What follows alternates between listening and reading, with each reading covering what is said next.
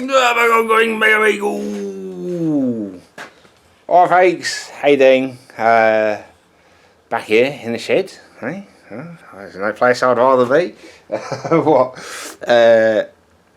Still got dirty eyebrows. The second I go near that bloody heater, I've got shit on my eyebrows.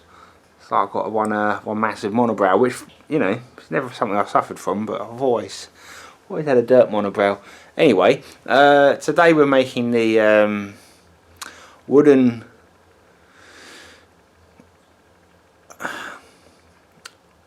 pattern from which we can make a glass fibre mould times 4, and then when we've got 4 glass fibre moulds of our wooden pattern, we can bolt them together and make a beautiful concrete column, and then make 4 of them, and then we've got somewhere to sit the lift gear for the underground bunker. Yeah, underground bunker workshop. I think that's clear enough. That should be pretty clear. And I have done a few sketches, and you know, a bit of R&D. This is, I've got briefcase. Yeah, especially if you've got kids floating around the house, like get a briefcase, innit? Like, you know, £4 off eBay, and now all my doodlings are childproof. Yeah, went through a few different design iterations, or not iterations, I suppose, but you know, just doodles to see which one I like best. I'm liking the no tapers panel at the bottom, flutes at the top. Going square. Square's going to be a lot easier than round, and you know, I kind of mixed feelings about the two of them. I like round columns, but I also like square, so whatever. Square's easiest, we'll go square. Yeah, I think I prefer square, I don't know. So you've got 4 columns around the hole, and then there'll be a bit of steel work on top of these with a winch sitting on the steel work. Slightly different picture, you know, some steel work on top. Pump down here, pretty much what it's going to look like, and then just, you know, it's all just other doodlings. You know, the lift car, fuel and hydraulic fluid tanks. None of that really concerns us right now.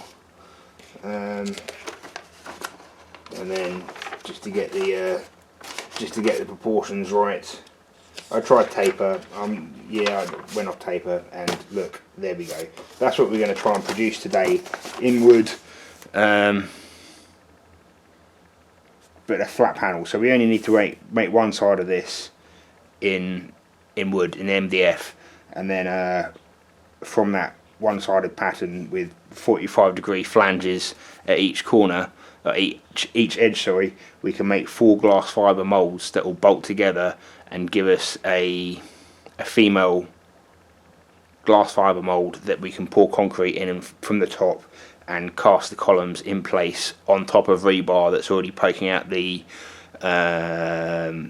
concrete around the top of the hole. Yeah, so we should be really bloody strong with this. We're only going to go 8-inch width at the top here. There shouldn't be any lateral loads, but I think you know, 8-inch times 4 still gives us plenty of lateral strength. They're only 6 foot tall anyway, and we'll have a foot of steel work on top of that, so we'll have the bottom of the winch should be about 7 foot off the top of the hole, which is plenty of space. I'm not going to go mad on the size of that lift car, because it creates a bunch of other problems if we do that, and we don't need it. Yeah, so that's it. Let's try and make something out of MDF, see what happens.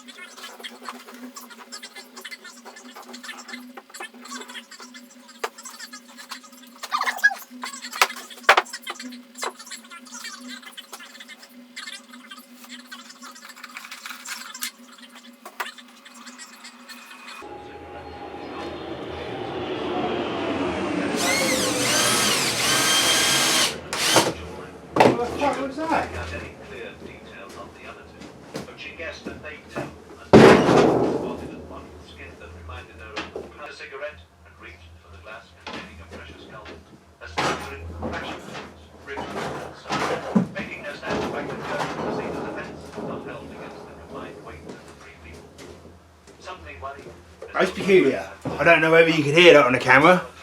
Sounded like a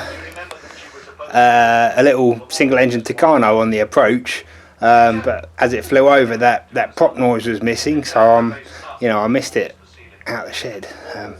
Can only guess it was a hawk or something, a BA hawk, like the next one up in the training routine from the Tucano there.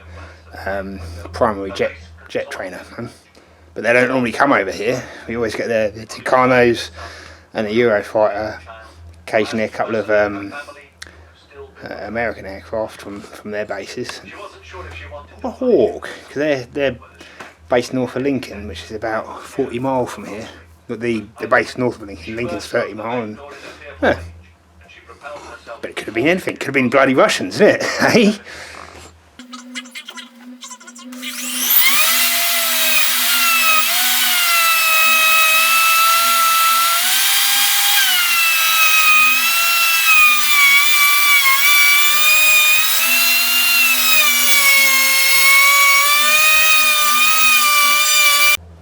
Okay, sorry folks, I had one of my girls in here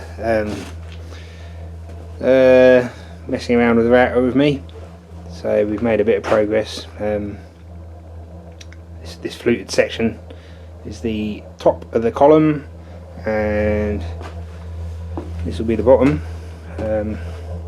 We put glue on the wrong side, unfortunately. I'll just wait for that to dry and scrape it off. These chamfers, they're not going to run the whole way up. We're going to have plinth sort of collar and then another collar at the top. Have to fill up the gap with something, probably filler. We're going to have to get the body filler out and prime this and sand it down a few times. We don't want the concrete that smooth. I mean, the concrete's as smooth as the concrete smooth, isn't it? Right? But we've got to get this smooth enough that when I lay the glass fibre on top, it doesn't try and bond to this surface. Right. Peter turned his attention towards water. The barn he was in had a water collection barrel at the foot of the drain pipe, just outside the door, but he didn't touch it. Walking a short distance to the nearest he instantly rewarded with a jet of clean water.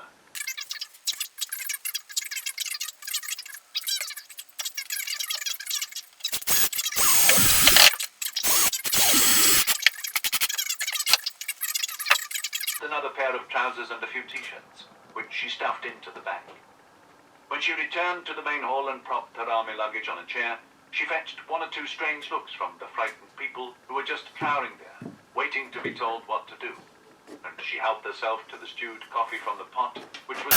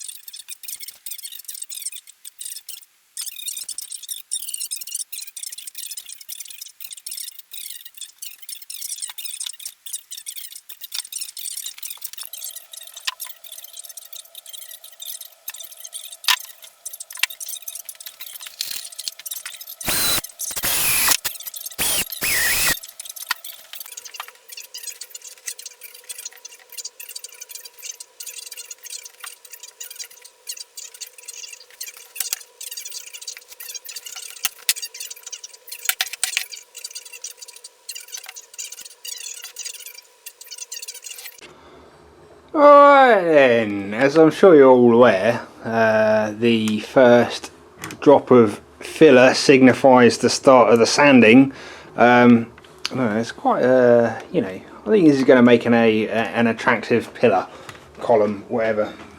What's the difference? I don't know. I'm not going to pretend I know.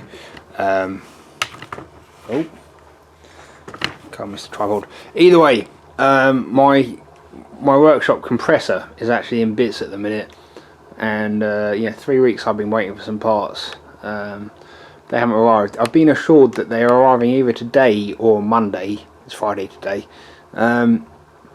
So you know, rather than start sanding this down by hand, because I really can't be arsed, I'm going to start on a couple of the other moulds. So we've got to make quite a few moulds. Yeah, 4 of these around the top of the bunker. The hole is going to look fucking special, lads, I reckon. I like how the top came out. The only like slightly iffy bit is that centre ledge. Yeah, I might come back and change that. I don't know. I don't know how I feel about that. I think it'll be alright. I don't know.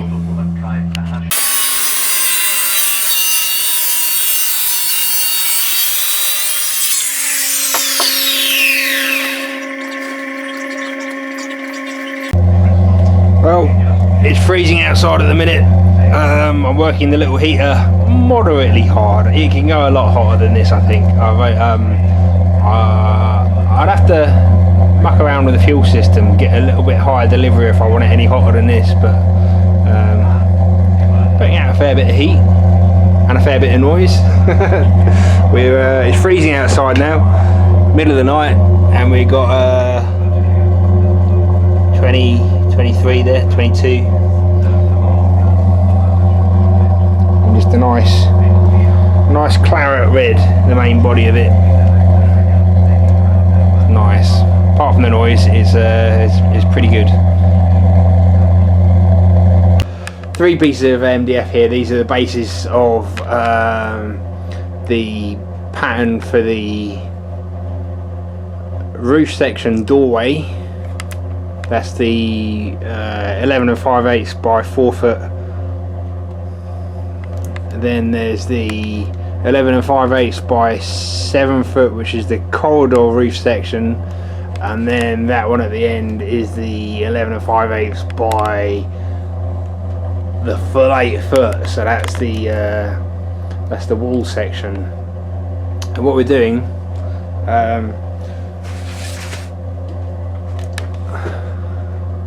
we're basically going to have a layout like this. So two wall sections per roof section.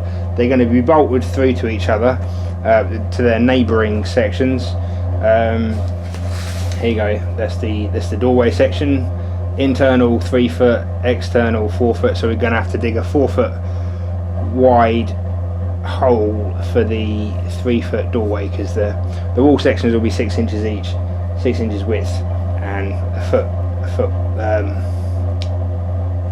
6 inches deep, a foot wide. The corridor 6 foot wide inside, 7 foot on the outside. But they're going to be hollow, yeah. So to cut the cost, make them easier to move in place, and also give us access to get in and bolt them together. They're going to have a little step at the top, so they won't lock together, but they'll locate on each other, and that's pretty much it. What am I not telling you? Okay, so rather than doing them like the pattern for the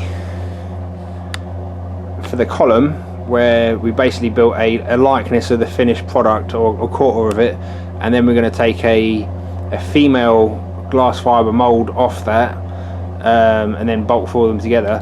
Rather than do that, I'm starting off by making the relief in the MDF here, and then from that we'll make the likeness and keep that safe, and then can make multiple moulds off that likeness. Yeah, so certainly with the walls, because those wall sections will be the same throughout, and there's 2 of them per roof section. I'm envisaging having at least 4 of those moulds, so You know, I can pour 4 at a time. Should speed things up a bit. Yeah. Okay. Let's make the molds. No, let's make the reliefs to make the mold. Yeah.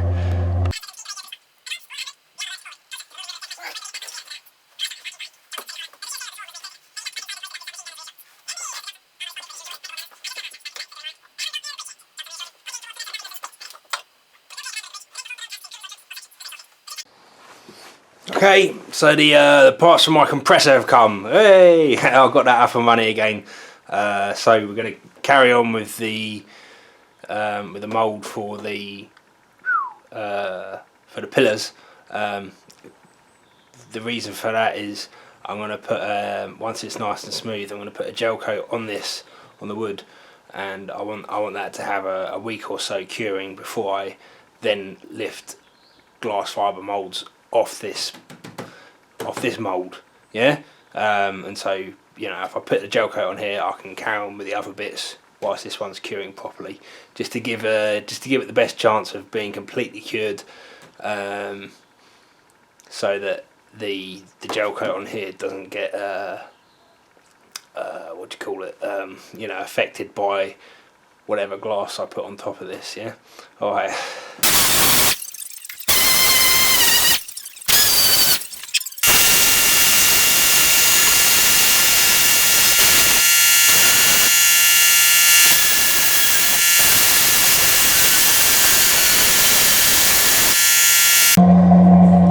Okay, so I'm having a little bit of a problem with the filler going onto the MDF. Yeah, it's not feathering off nicely, so we want to, you know, when we've got a lump of filler, you want to feather it, you know, like feathering it, you know, like feathering. It tapers off.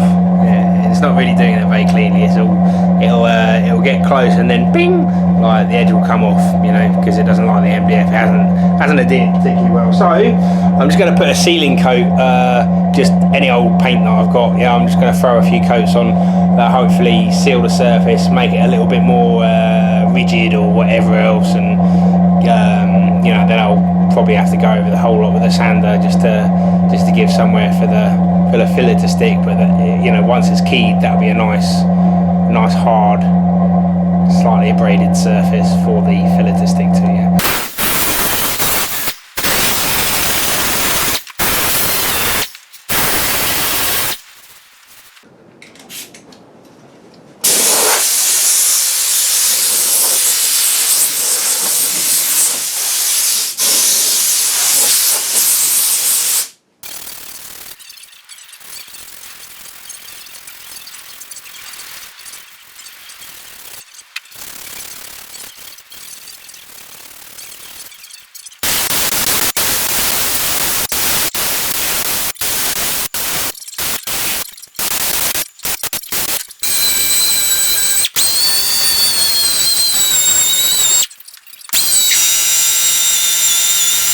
Okay, so I've been sanding and spraying for what seems like an eternity. It was before Christmas when I started this, I think. I can't quite remember.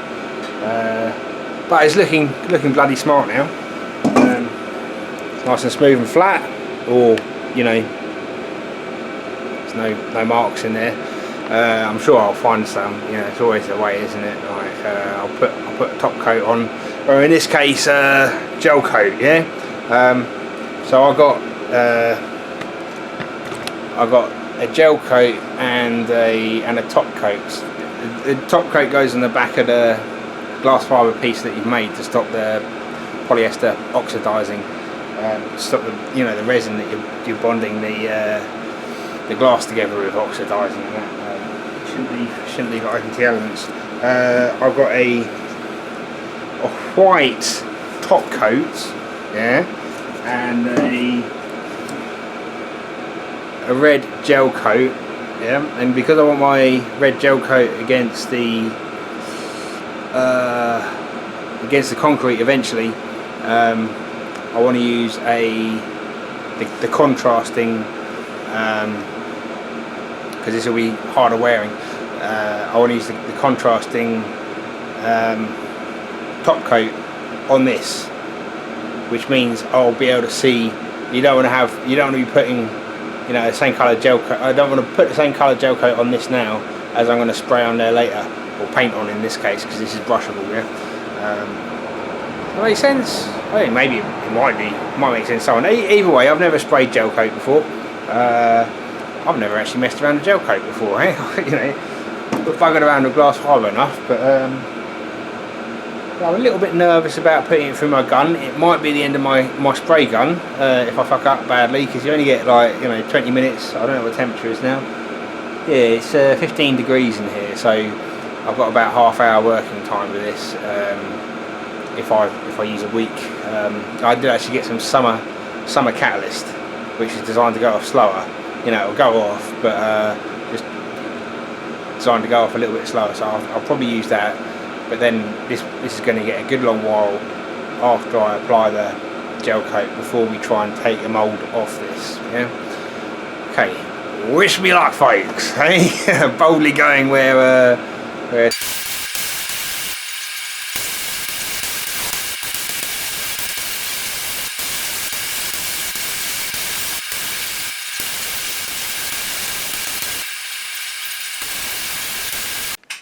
Okie dokie, folks.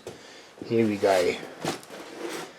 That is what do I call this? Is it a plug? It's not a plug. It's the wrong way around to be a plug. But anyway, I suppose it's a female mould to make a male mould. And when all those male moulds are put together, they make a female mould. I don't know. It's a bit confusing, to be honest. And I hope it's not confusing for me. I mean, for you guys, I'm obviously easily confused. We're going to use this to make 4 glass fibre negatives of this, which will then bolt together, and we'll pour concrete down inside it, and that will give us our lovely column. Yeah. All right. Okay, so this has been a little bit of a learning exercise. There's some orange peel. It's impossible to see anything on this on the camera. I don't know, maybe it's just this crappy screen. I did read that this stuff, you know, wants pretty dry air, and you know, I always drain the compressor down when I'm doing something like this, when I'm spraying. Drain it down beforehand and purge a bit of air through in case you picked up some moisture in the lines. I don't have a water trap, but I think this most probably is from the moisture in the air in the shed rather than particularly in the compressor. So yeah, it's not a big deal on this. It's not like I'm trying to reproduce a boat or something like that, where it would be really important if I had those little bits of orange peel come through onto my finished piece. But like this, for starters, the bit that's actually going to be reproduced in concrete has come out quite nicely, apart from bloody mosquito. Yeah, came in and landed on this thing from fuck knows where. But yeah, it's going to be in concrete, so that's not going to or maybe it will pick up the definition. I'm going to have to use a lot of vibration with this, so maybe it will pick up all these little bits and bobs, which would be okay. I mean, like, you know, it would be odd if the piers were completely perfect, wouldn't it? Eh? You always expect a little bit of a, not blemish, but a low tolerance for stonework or whatever with masonry work. Anyway, I'll stop rabbiting on. That's this phase one. I've got to leave this now for a decent amount of time. The longer the better, to be honest, as long as this MDF doesn't get damp or anything like that.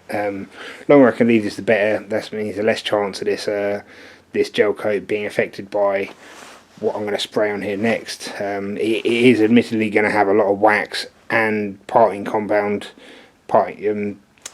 moulding agent, whatever it is. I've got some PVA release agent, just tons of that on, so hopefully we'll be alright. But in the meantime, we'll make the moulds for the roof and wall sections. Yeah, they should be a little bit more straightforward, and they're going to be plugs, so they'll be a lot easier to get smooth rather than working in these little corners, which is a bit fiddly. This is, you know, I'm hoping this will be the most complex one of the lot. I'll try and get the next 3 done in the next video, and then we'll come back to this one and start pulling moulds off it. Yeah, Fingers crossed, guys, and I'll catch you all again soon. Alright, cheerio guys, bye bye.